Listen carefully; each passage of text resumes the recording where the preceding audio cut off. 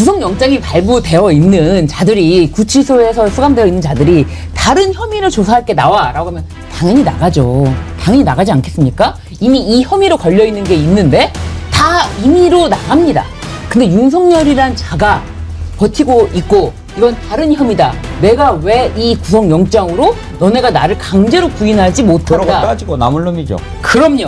그렇기 때문에 그런 아예 따지고 남을 구속을 아예 주지 않는 거예요. 보통 다른 사람들은 다 제발로 나갑니다. 그래서? 근데 이 자는 거기에 대해서 아예 그 김건희 특검 쪽에 대해서는 아예 변호사 선임계도 내지 않았어요. 변호사 선임계를 내지 않았다는 거는 아예 나올 생각이 없다는 거죠. 예, 그렇죠. 예. 보통 이게 감옥에서 이것을 추가가 떴다라는 전문 용어를 씁니다. 이렇게 이제 갇혀 있는데 예. 갑자기 이제 교도관에서 자네 수임보를 불러주면서 검찰에서 이걸로 자네를 또 분다 그러면 옆에 있는 사람들이 어이 또 추가 떴구만. 무엇도 잘못한 거야.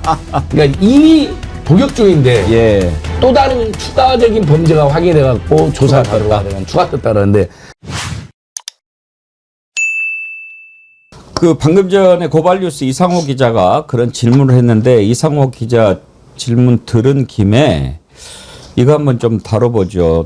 이상호 기자가 이제 들어가자마자 단독 보도를 하나 했었죠. 윤석열이 계엄 발표하는 거 그게 라이브가 아니고 녹화였다. KBS가 이렇게 그 단독으로 이렇게 녹화를 해서 틀었다. 그렇게 해서 정말 깜짝 놀랐는데 일단 KBS가 반박문을 냈어요. 반박문 한번 띄워봐 주세요. 계엄 선포 담화문 발표는 대통령실 전속 촬영 담당 공무원이 촬영하고 KTV가 송출한 것이다. KBS는 타 언론사와 마찬가지로 수신을 받았을 뿐 전혀 관여한 바가 없다. 저렇게 지금 반박을 했는데요. 저는 저 반박을 보면서 저건 좀 본질에서 벗어난 것 같다. 왜냐하면 지금 이상호 기자가 단독 보도하고 우리가 또 놀랐던 것이 녹화냐 라이브냐 그거였거든요. 그러면 KBS가 녹화 아니었다 이렇게 이야기를 해야 거기에 대한 제대로 된 반박 아니겠습니까? 그런데 누가 찍었냐 이걸 지금 가장 중요한 논점인 것처럼 그걸 자꾸 반박을 했어요. 녹화냐 아니냐를 이야기를 해줘야죠, 신유진 변호사님. 네, 그런데 이제 일단은 KBS가 이제 내란에 관련된 부분이 있지 않은가에 대한 그런 부분. 우리가 내란과 관련이 있는 것은 아니다. 이제 그런 부분. 그리고 가장 중요한 거는 또 외국회사 조그만 파우치 말했던 박장범 사장의 거치까지 지금 다 이제 KBS는 그걸 고려할 수밖에 없는 거예요. 왜냐하면 지금 당장 KBS 사장의 거치에 대해서 좀 이거 문제 있는데 좀 손봐야 되는 거 아닌가라고 하지만 이 이제 KBS 사장은 나는 그런 것까지 내가 알 수 있는 건 아니다. 이제 그 부분을 끊고 싶었던 거겠죠. 내란과의 연관성을 끊고 싶었던 박장범 사장의 몸부림이 이런 담화문으로 나왔다고 근데 참고로 당시에는 박장범이 아니고 박민이었다고 사장이었어요. 박민 사장일 때 이제 계엄 저기를 했는데 박민이 누굽니까? KBS하고는 아무 관련도 없는 문화일보 출신 아니에요. 네. 아니 근데 저때 KBS에서만 담화문이 중계됐나요? 저는 그걸 좀 찾아봤어야 되는데 박민이라고 하긴 했어요. 다른 지상파에서는 그러면 중계가 안 돼 있었나요? 맨 처음에 KBS가 단독으로 했나요? 10시 40분 언저리 아닙니까? 10시 35분 언저리. 했던 것 같아요. YTN도? 저 부분은 이상호 기자가 제보를 받았을 때요. K방송국이 녹화를 내보낸다. 그래서 K방송국을 KBS라고 생각하고 이제 지적을 했는데 나중에 보니까 KTV를 만든다는 거예요. 근데 대신에 그럼 KTV 포함하여 KBS까지 그게 녹화했는지 생방했는지 이 부분이 남아있는 거죠. 그거는 타 매체에서도 그건 확인해 볼 수 있는 거 아니에요? 타 매체도 그걸 녹화된 걸 받은 건지 아니면 라이브로 물렸는지. 그러니까 그것을 그 당시에 중계된 게 KBS만이었다면 KBS만 가지고 지금 논란을 벌이는 게 맞지만 YTN도 제 기억은 했었던 것 같아요. 제가 이제 그때 국회로 달려가면서 소식 듣고 했을 때 제가 YTN으로 들었던 기억이 나거든요. 네. 그래서 당시에 이게 사전 녹화였느냐 아니면 생방이었느냐 논란이 계속 있었고 이상호 기자는 거기서 KBS가 그런 역할을 했다 지적했는데 KTV가 송출한 건 맞더라고요. 녹화인지 생방인지 두고. 그래서 이상호 기자님이 그분에 대해서는 내가 팩트 체크가 좀 부족했다. 제보가 K방송으로 와서 당연히 KBS인지 알고 지적했다 했는데 KTV가 맞다는 거예요. 송출한 것은. 그런데 이제 우리 앵커님께서 지적한 것처럼 그 내란의 밤에 그 KBS에는 미리 알려줬다는 의혹이 지금 KBS 그렇죠. 언론을 KBS 본부에서 계속 지적을 하고 있거든요. 왜냐하면 KBS 간부들 몇 명이 뭘 준비해라 했다는 거잖아요. 그래서 그거하고 그 다음에 녹화인지 생방이었는지 말끔한 이런 해명은 필요한 거죠. 일단 KTV는 입장을 냈어요. 그때 12월 3일 날 대통령실이 6시부터 비상계엄 발표를 위한 생방송 준비를 했다. 한국정책방송은 KTV가 민주당 강유정 의원실에 제출한 자료를 보면 대통령실 대외협력실 소속 행정관이 3일 오후 5시 52분에 대통령실 중계 담당 PD한테 연락해서 방송 시간과 내용 발표자 생방송 이런 거 알리지 않고 국무회의 생방송 때처럼 카메라 한 팀이 들어와 달라. 네. 이렇게 요청을 했어요. 그러면서 10분 만인 6시 10분에 안 와도 된다. 그랬다가 6시 10분에 다시 대통령실 전속 카메라 팀이 찍고 KTV는 망을 체크해서 필요하면 각사의 전송만 해달라. 이렇게 했다는 거예요. 그러니까 이제 치밀하게 준비를 했다 하는 것은 우리가 알 수 있는 거고 이걸 이제 녹화를 했느냐. 근데 이상호 기자가 이제 제기한 것은 그때 KBS 기자가 한 명 카메라 기자가 남아가지고 거기서 이렇게 찍었다라고 주장한 건데 KBS가 반박한 것은 그건 아니다. 네. 근데 이제 녹화냐 아니냐 하는 것이죠. 또 한 가지는 이상민 예. 행안부 장관이 경찰에 자신이 이제 자신의 진술입니다. 자신이 비상계엄을 말리려고 했을 때 윤석열이 이랬다고 합니다. 22시에 KBS의 생방송이 이미 확정돼 있다. 아, 그렇죠. 이상민 행안부 장관이 먼저 KBS를 언급한 거예요. KBS에서 생방이 확정되어 있다라고 이야기를 했기 때문에 사실 K방송에서 송출했다? 그러면 KBS가 연관이 될 수밖에 없고요.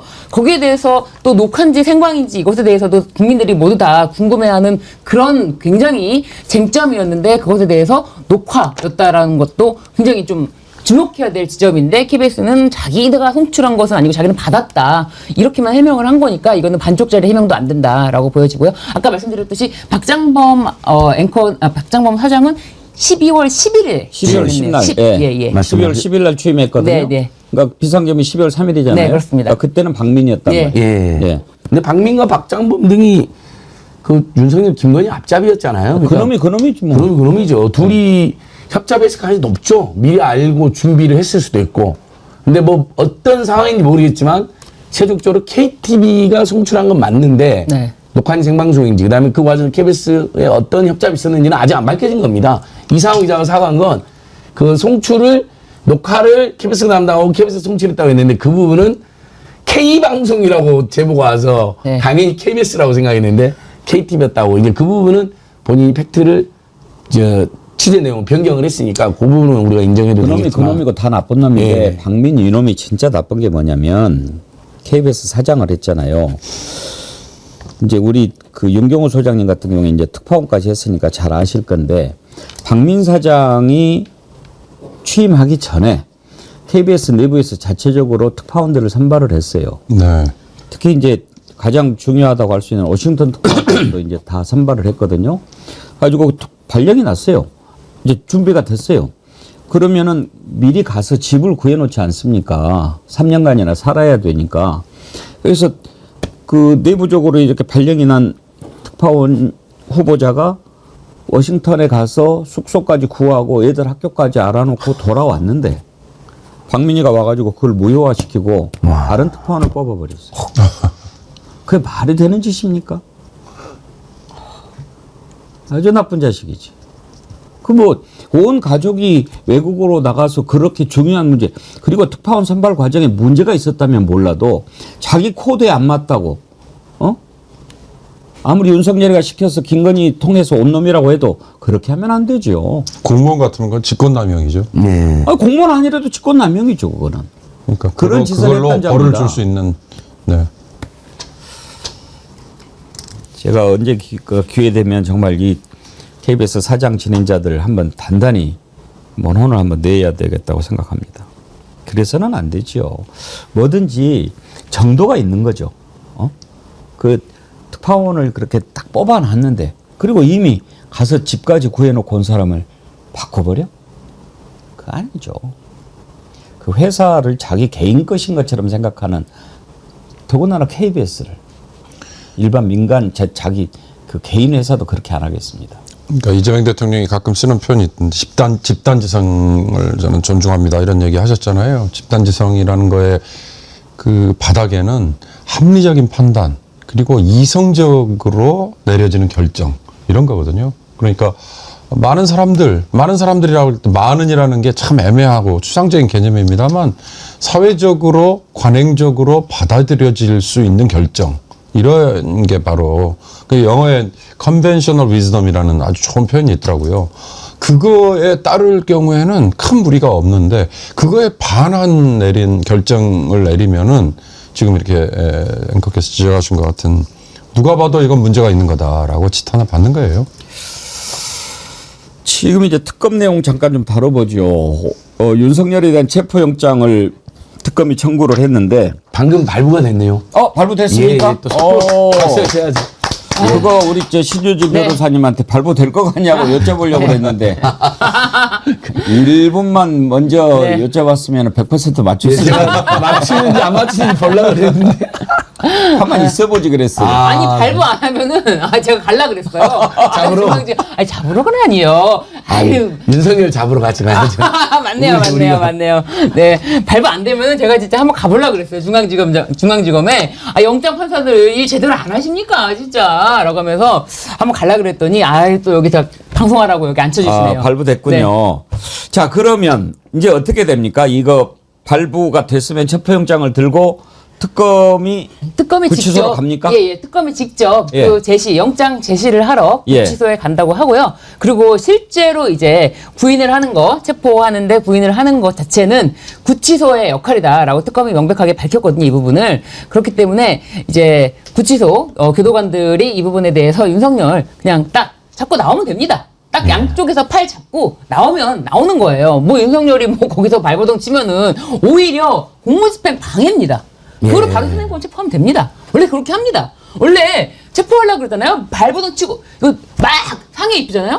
그리고 막 뭐 던지고 그러면은 특수 공무집행 방해까지 해가지고 엄하게 처벌됩니다. 그렇습니다. 그래서 경찰들이 딱 잡고 딱 제압하면은 더 이상은 뭐 발버둥 안 치고 제압 당하는 게 또 죄가 추가될까봐 못하는 거예요. 근데 이번에 체포영장 청구하고 발부하는 과정을 보면서 좀 의아했던 게 그 전에 이미 구속이 돼 있는 상태에서는 별도의 체포영장을 안 받아도 된다고 그때 그러지 않았나요? 인치명령이라는 게 있잖아요. 그거는 다른 혐의에 대한 구속영장입니다. 그래서 사실상 구속영장이 발부되어 있는 자들이 구치소에서 수감되어 있는 자들이 다른 혐의를 조사할 게 나와라고 하면 당연히 나가죠. 당연히 나가지 않겠습니까? 이미 이 혐의로 걸려 있는 게 있는데 다 임의로 나갑니다.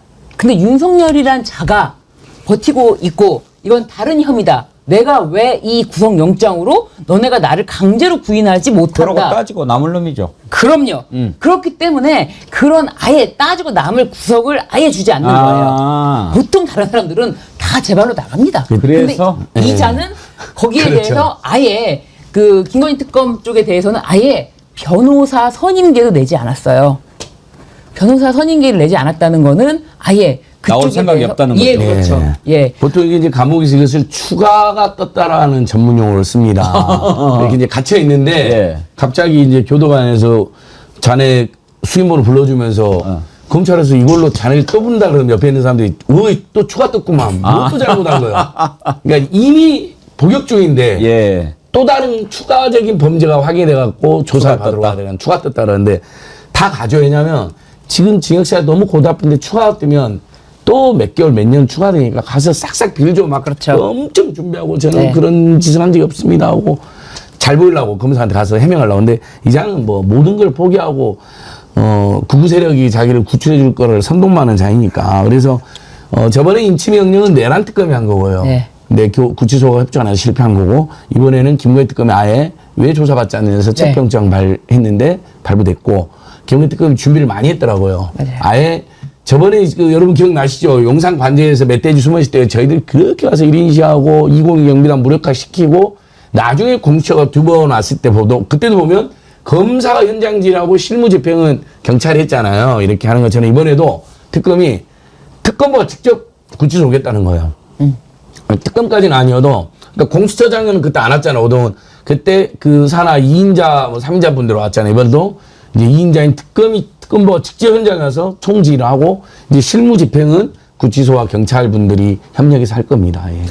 오뚜기 가수 정규리 TV님 누구 좋으라고 들고 나와요? 그냥 질질 끌고 나와야죠. 임몽님 잔인하게 끄집어내라. 녹두꽃님 체포장면 생방송 가자 녹방 말고.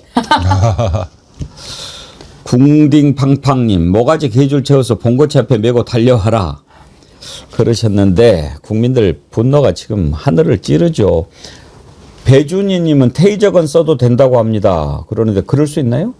일단 체포 과정에서 이제 심하게 딱 보통은 상식적으로는 말씀하신 것처럼 누구도 이 상황에서 뭐 안 나간다라고 버티지도 않고요. 그리고 여기서 체포하러 왔을 때 팔을 딱 잡으면은 더 이상 뭐 반항하는 자가 없습니다. 왜냐하면 제가 말씀드린 것처럼 또 다른 죄가 추가되기 때문에. 그런데 이제 여기서 뭐 난동을 부리면서 어떤 행패를 부린다거나 뭐 했을 때 제압하는 정도. 그렇지만 또 이거 테이저건도 굉장히 이것에 대해서도 100% 문제를 제기할 것이기 때문에 저는 가급적 그런 문제를 제기할 여지를 두지 않는 것을 조금 그런 방법으로 그냥 딱 들고 나오면 됩니다. 근데 그 완력 행사를 교도관들에게 맡긴다는 거예요? 아니면 경찰이 가서 한다는 거예요? 그 직접적인 인치는 교도관들이 그 부분에 대해서는 집행하는 거기 때문에 네, 경찰이 가는 건 아닙니다. 집행은 언제 합니까? 뭐 이제 발부가 됐기 때문에 예. 오늘 중으로 하지 않을까요? 아무 때나 하면 되는 거죠? 예, 오늘 중으로는 하지 않을까 싶습니다. 왜냐면 이제 또 8월 6일에는 최종 보스 김건희를 또 조사해야 되기 때문에 오늘은 조사를 하지 않을까. 아마 이제 구치소까지 경찰이 다 같이 갈 겁니다. 네. 전문가인데 이제 아마 이 체포영장의 성격상 특검보랑 경찰이 직접 가서 잡는 것도 가능할 겁니다. 근데 구치소의 특수한 장성격상 구치소장하고 교도관들의 협력과 협조를 구하고 구치소 구역 내에서는? 구역 내에서 이제 그 사람들이 이제 구치소 안으로 한 몇백 미터 들어가면 이제 그 독방이 있는데 이제 똑똑해서 저기 밖에서 지금 특검보와 그 경찰들 와 있습니다. 거기까지 나가셔야 됩니다. 한데 거부하면 이제 그때는 구치소하고 경찰하고 아마 협력해서 조치를 할 수 있을 것입니다. 우리 안진걸 소장님 들어가면 한 방에 끝날 텐데. 저는 제가 끌고 오죠. 그러니까요. 예. 개목줄 묶어가지고 그냥 끌고 옵니다. 그냥 본인들이 그 개목줄 선물 받았다는 등 뭐 토리 사과도 하고 그렇게 기가 관련된 걸 많이 강조했기 때문에 개목줄 걸어서 아이고 참. 윤석열 체포영장 발부 기분 좋으신 분들은 좋아요 눌러주세요. 좋아요 타임입니다. 예, 지금 8,900쯤 됐는데 빨리 좋아요만 넘어주세요. 쑥이님 석열이 영장 발부 축하하면서 슈퍼챗 보내주셨는데요. 예, 그 마음 충분히 알겠습니다. 참 나쁜 자예요. 참 나쁜 자예요.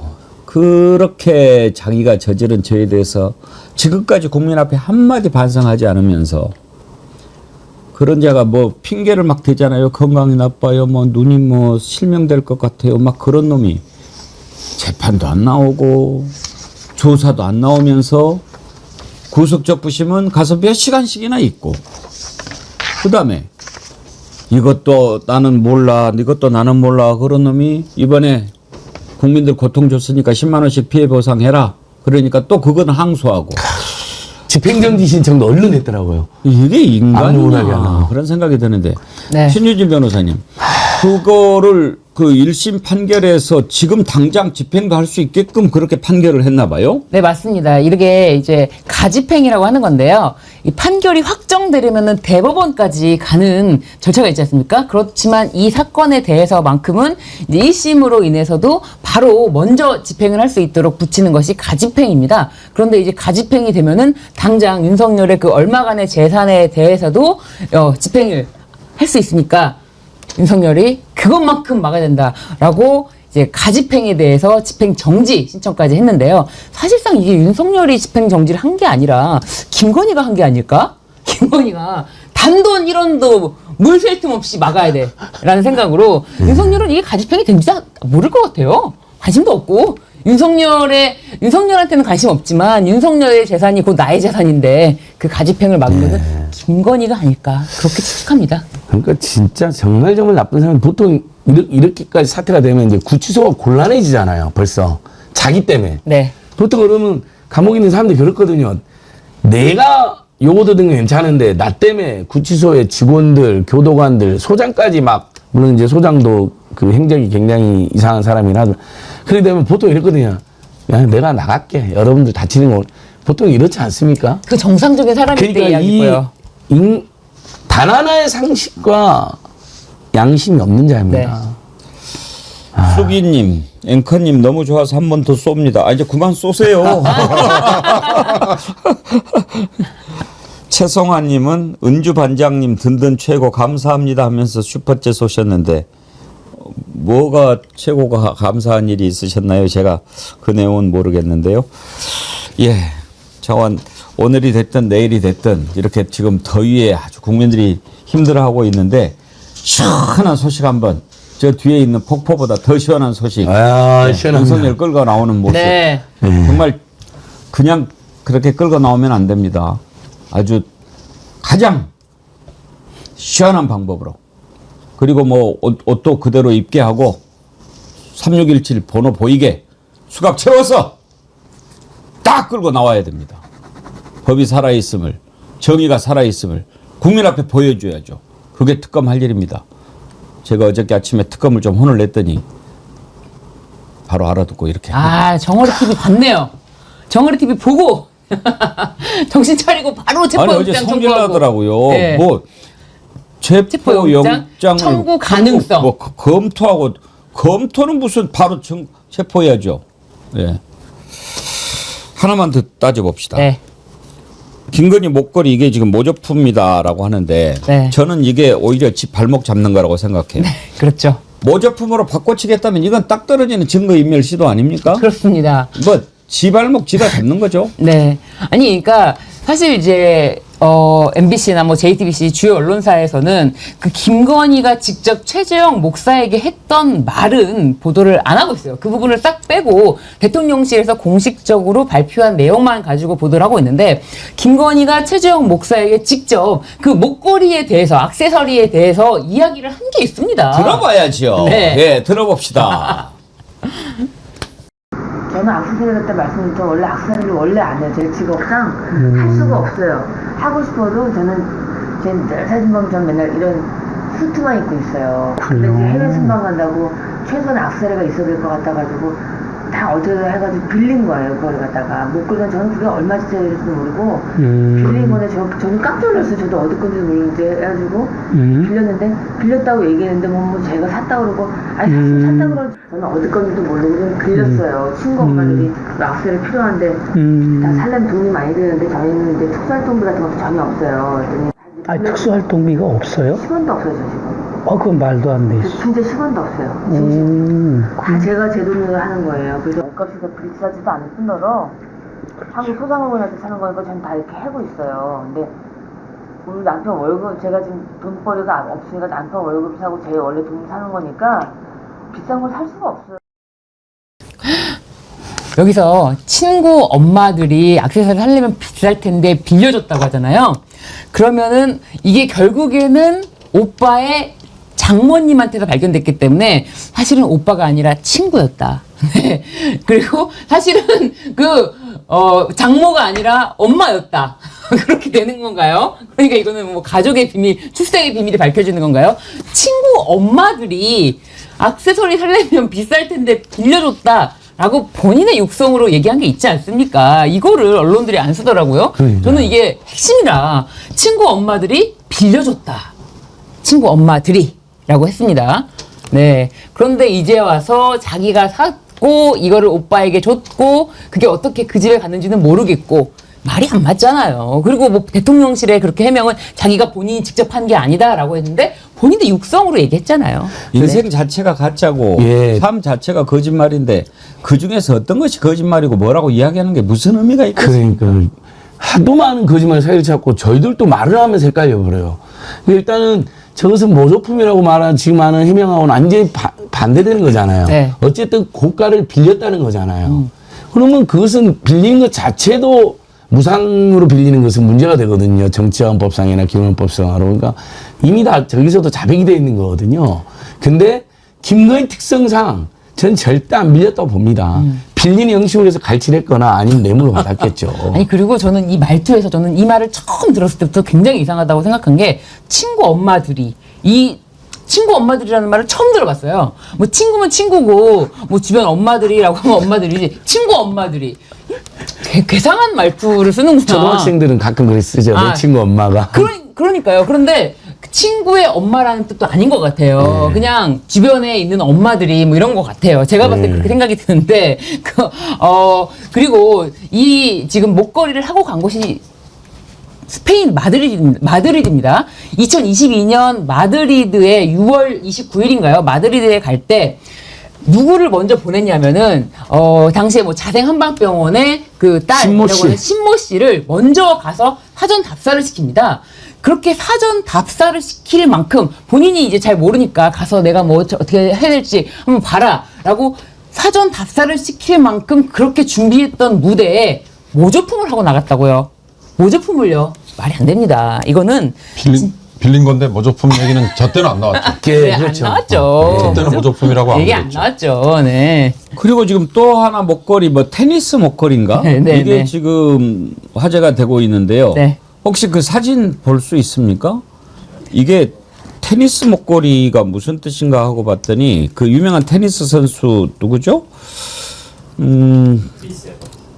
크리스 에버트인가요? 네, 크리스 에버트가 운동할 때 그 팔목에 이렇게 차고 하다가 끊어져 가지고 네. 저게 다 다이아몬드래요. 네. 와. 근데 그게 떨어져 가지고 이제 그때부터 테니스 목걸이 뭐 이렇게 지금 불린다는데 네. 저걸 다 이렇게 다이아몬드로 둘러서 한 거니까 저게 얼마나 비싼 거겠어요? 그러니까요. 얼마나 될까요? 가격을 상상할 수가 없고요. 사실 저 다이아몬드가 크기에 따라서 가격이 또 굉장히 다릅니다. 당연히 또 브랜드에 따라서 다릅니다. 근데 테니스 목걸이는 저 다이아몬드가 100개 정도 둘렸다고 하는데 그렇다면은 감히 저 브랜드도 뭐 제가 뭐 알 수가 아직 알려지지가 않아서 모르지만 뭐 글쎄요. 감히 상상할 수가 없다. 왜냐하면 또 같이 발견됐던 것이 이우환 화백의 그림 아닙니까? 예. 근데 그 이우환 화백의 그림이 뭐 From the Point인가요? 점으로부터라는 그 그림인데 뭐 경매가가 20억 상당한다고 하니까요. 저 다이아 목걸이도 얼마가 될지 저는 뭐 가늠이 안 됩니다. 그럼 반클리프인가 그 목걸이는 모조품이라고 쳐요. 저것도 발견이 됐다고 하는데 그럼 네. 저거는 뭐냐 이거죠. 그러니까요. 그러니까 거짓말을 하더라도 앞뒤가 좀 맞아야 되는데 여기서 거짓말 친 거 저기서 또 풍 터지면 또 그때 막아서 뭘 하라고 그냥 임기응변으로 대처를 하려고 그러는데 그러니까 그때 지금 빌렸다는 진품을 빌렸다는 의미겠죠. 그렇죠. 그다음에 특검에 내놓은 해명서에는 모조품이었다. 근데 또 뒤늦게 발견되는 거. 근데 왜 또 그게 발견된 게 오빠의 장모집이냐. 근데 이제 돌이켜 보면요, 윤석열 부부의 취임 후 첫 순방 때의 김건희의 모습. 그걸 담은 여러 이제 언론 보도들이 있었는데 이때 언론 보도들이 김건희에 대한 막 여러 가지 칭송을 하면서요. 기억을 하실지 모르겠습니다만 5만 원짜리 우리 중소업체가 만든 아주 검소한 치마를 입고 갔다. 이런 보도와 함께 그런데 옷의 상의에는 2천만 원짜리 무슨 티파니? 브로치, 네. 그다음에 목에는 6천만 원짜리 뭐 지금 얘기되는 뭐 무슨 반클리프 앤 아펠. 반클리프 앤 아펠이라는 그 브랜드의 목걸이. 그런데 이것들이 당시에 7월 9일자였던 걸로 2022년 7월 9일자였던 걸로 제가 찾아보니까 나오는데요. 중앙일보의 어느 여성 논설위원이 재미있는 컬럼을 썼습니다. 이 김건희의 5만 원짜리 치마라는 거와 32만 원짜리 발찌도 또 화제가 됐나 봐요. 예, 거기에 다 이제 2천만 원짜리 브로치와 6천만 원짜리 목걸이까지 이 모든 것들이 오빠라는 김모의 작품이었다. 이걸 빌려와서 김건희한테 싹 치장을 해놓고 이걸 나중에 보니 일종의 이제 마케팅을 위해서 그런 거였나? 아니면 뭐였나? 점점점인데 이런 거를 공식적으로 보도를 자료를 낸 게 아니라 개인적인 친분이 있는 기자들에게 언론 플레이를 했다. 이제 이 조그만 컬럼이 나온 다음에요. 김건희의 오빠라는 자가 싹 사라져요. 이 보도 이후에. 그러니까 취임 이후에 얼마 안 됐을 때니까 자기들 내부에서는 이게 굉장히 뜨거라 했던 거였겠죠. 김건희 오빠라는 자가 막 설치다가 이제 그때 벌써 이 목걸이 뭐 이런 것들에 대한 이 문제가 싹 담겨 있었는데 그냥 사실은 언론이 다 잊은 거죠. 국민들도 잊은 거고. 이제 8월에는 시원한 소식들이 많이 들어오지 않겠습니까? 오늘은 일단 뭐 발부가 됐으니까 내일쯤 8월 첫날 윤석열이 싹 끄집어낼 거고 6일날 김건희 조사받자마자 뭐 바로 구속될 거고 뭐 좀 시원한 소식들이 들려오는 8월이 되기를 기대해 보겠습니다.